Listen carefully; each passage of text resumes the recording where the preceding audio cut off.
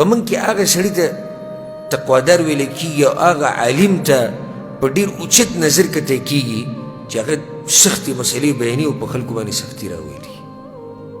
کوم عالم چې حرام حرام ټکی ډېر کوي، دا حرام، دغه حرام، دغه حرام، داسې حرام، هغه حرام، بره حرام، کته حرام، تقوادار دی که نه.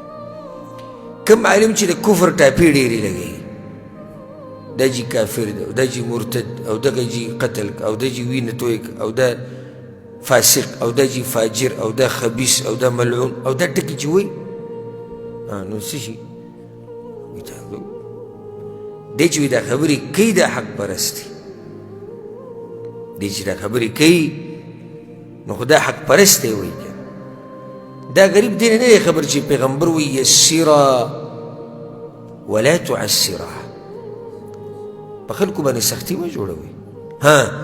شریعت مسله سخته کړې ده بیا به موږ به هم سختو، خو چې شریعت نه ده سخته کړې نو حتی الوسع کوشش کوه چې امت باندې اسانتیا راولي.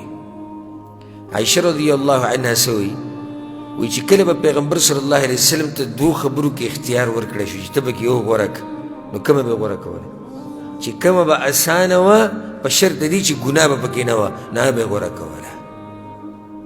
چې کومه به اسانه وه هغه به یې غوره کوله. او زموږ هغه بعض وینه چې په سخته کې احتیاط دی، هره مسلې چې بیانوي وایي دې کې احتیاط دی، لکه سختي پکې وکړه دې کې احتیاط دی.